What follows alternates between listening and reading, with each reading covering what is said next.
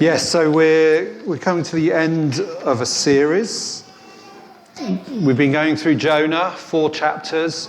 Chapter 4, there's lots of things in life that seem like a good idea and then you regret them, such as we're going to be preaching on Jonah 4 on Easter Sunday, or looking out the window and saying, yeah, I'm going to wear shorts and t-shirts anyway.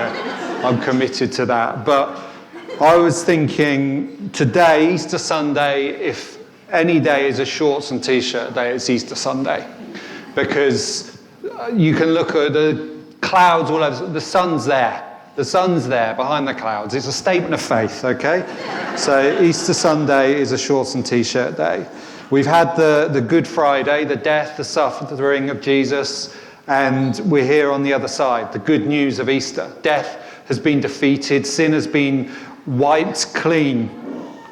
And what better day to have some baptisms when we celebrate Christ's resurrection? As Oz has explained, the visual symbol of resurrection, as those who are baptized go under the water and then up again. It's an image of their new lives. And we've been looking at Jonah. Now, the story, for those of you who don't know, briefly recapping it, God sees Nineveh, a city full of sin, and says to Jonah, I want you to go and preach against Nineveh. And Jonah says, no, I'm not doing that. And he runs. He heads in the opposite direction. And he gets on a boat. And while he's on a boat, God sends a storm. And then the sailors say to Jonah, what should we do? He says, throw me overboard. So they throw Jonah overboard. And he's swallowed by a giant fish or marine animal of some kind. And he sort of has a moment in this fish where he says, look, okay, God, maybe we should do something good. And the fish spits him out on dry land. He heads to Nineveh. He preaches against Nineveh. 40 days and Nineveh shall be overturned. And the city of Nineveh repents of the sin and the things they've done. And then we get up to this point where Jonah is not too happy about that. Jonah, sort of like Parker and Zach, Jonah went in the water and he came out the other side. But maybe unlike Parker and Zach, Jonah didn't seem to have a new life. He didn't seem to change. We find out today what made Jonah tick. We find out today what Jonah was afraid of. When God says to Jonah, go and preach against Nineveh, Jonah says, no, I'm not going. He runs the other way. And our first instinct might be to think, well, he's afraid. He's afraid of going to this huge city full of people who are enemies of his people, who don't worship God. He's afraid of going there and saying, you know what, you need to do something about your lives. I can understand that. But Jonah tells us here that's not why he ran. He didn't run because he was afraid of Nineveh. He ran because he was afraid of God. Or sort of more accurately, he was afraid of God's grace. He was afraid of God's grace. That's why he ran. He knew, it seems, he knew what God was like. And he knew that if Nineveh showed the slightest hint of turning away from their old lives, God would forgive them. He wanted Nineveh destroyed because they were the enemies of his people. They were the enemies of his God. He wanted them destroyed. And he agreed with God when God said, Nineveh's a terrible place. He said, I agree, God. But Jonah was not interested in forgiveness. He was not interested in grace or anything like that. What Jonah wanted was seeing his enemies punished. That's all he wanted. And yet we get in this story in chapter 4, we get that taste of Easter where Jonah says, God, I know what you're like. You are slow to anger. You are willing to forgive. If there is the slightest gap in the door, the slightest chance that you can show mercy, you'll do it. I know that's who you are. And Jonah looked at the Assyrians in Nineveh, the enemies of his God, the enemies of his people, and said, God, I am not in the mercy business. I don't want that to happen, and that's why I'm angry. You see, Easter is something to celebrate. We celebrate. We've celebrated this morning, but Easter's also something, I think, a bit scandalous, maybe a bit frightening, because Easter means the possibility of forgiveness for everyone. even for those who we would rather God didn't forgive. Even for those we would struggle to forgive ourselves. Easter allows us to celebrate God's grace. It allows us to celebrate what God has done for us. And for some of us, we can rejoice in that every day. We can be thankful for what he's done and say, God, I thank you that you have forgiven me for the way I've lived. You've shown grace to me when I wasn't able to save myself. But maybe some of us also want to hold on to the right to refuse grace to others, or to refuse forgiveness to others, or to decide who God should and shouldn't forgive. Easter is a celebration of forgiveness, yes, but it's also a challenge. It's a challenge to each of us, to our own willingness to forgive. There's a tension, and this is normal, I think, for all followers of Jesus. This tension we live in, where every day we get to rejoice and celebrate what God has done for us, every single day.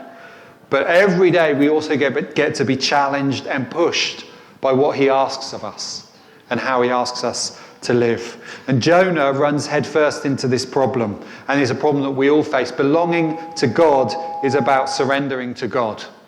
And that would be okay if we could trust God to play by our rules. But God doesn't play by our rules. God doesn't necessarily like the people we like and hate the people we hate. That's not the reality of who God is. The reality is that if we follow Jesus, if we want to follow Jesus, if we want to step onto the field of play, we have to relearn the rules of the game. We have to think differently to the way we may want to think or the way the rest of the world thinks. But this is Easter, so don't be afraid. In fact, that's one of the things I love most about Easter, about the Easter story, is the story of the disciples locked in the upper room, terrified, afraid, because they backed the wrong horse. They had followed Jesus, and Jesus had been crucified. And we're told that Jesus enters that locked room, comes to the disciples and says, "Peace be with you." So one of the things I love most about Easter, the thought of Jesus coming into our locked rooms of fear and saying, "Peace be with you." And that's what Jesus does. So we don't need to be afraid on Easter, because we're never alone in living this life. Every one of us who's chosen to follow God, we all have to make this decision. How are we going to respond? Because God is going to come to us at some point and say, "You know what, I think this is really important right now." And we're going to say, "Really, God, you think that's the important thing? You think that's what I should be doing right now?" And we have to make that decision that Jonah made. We can either go or we can run in the opposite direction. Jonah, however, I think Jonah didn't even really get a choice. He tried to run, but God kind of forced his hand, backed him into a corner, put him in a place where he couldn't really say no. Jonah eventually goes to Nineveh and proclaims this message of judgment against Nineveh. 40 days and Nineveh will be overturned.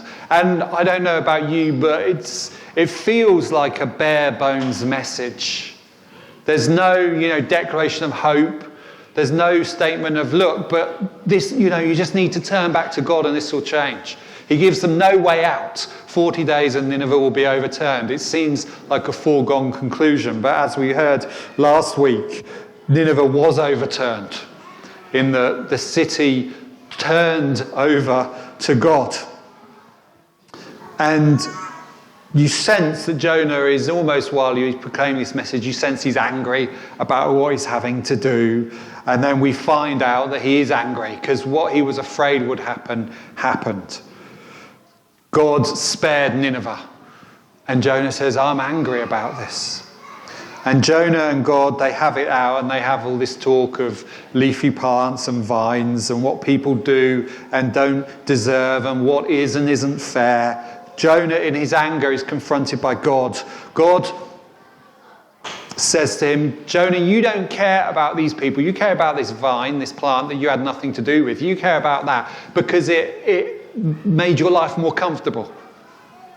Why shouldn't I care," says God, "about everything I've created, every single person? Why shouldn't every single person be someone I want to be merciful to, someone I want to love, someone I want to see turn to me?" And perhaps we see here why God is so invested in Jonah being the one to do this, because Jonah ran away in chapter 1, and maybe some of us may have thought, well, that's fine, God choose someone who's not going to run away. But God pursues Jonah. God seems committed to Jonah being the one who delivers this message. And because I think God wants Jonah to learn this lesson. God wanted Jonah to preach to Nineveh, but God wanted to preach to Jonah too. God wanted to communicate to Jonah something important. You see, Easter is a wonderful thing, but Easter is not just for Nineveh, it's for us too. Every single one of us, every single day needs Easter. Needs that grace, that forgiveness, that mercy. Jesus, when he spoke, he warned us about being the sort of people who point out when other people have a speck in their eye and we ignore the giant plank in our own eye. He warned us against being that sort of person. Jesus told a story about someone who had been forgiven a huge debt by someone, but then had someone who owed him a small amount of money thrown into prison. And Jesus said, don't be that person. Don't be that person either. Easter is this massive, incredible thing, but it is not just for us to decide who gets to benefit from it. It's not up to us to decide who we dish grace out to or who Easter is for. Easter is for every single one of us who has accepted it, but Easter is also for all those who've not accepted it. Easter is for those who live what we think, they live a good life. But Easter is for all those who we think aren't living good lives.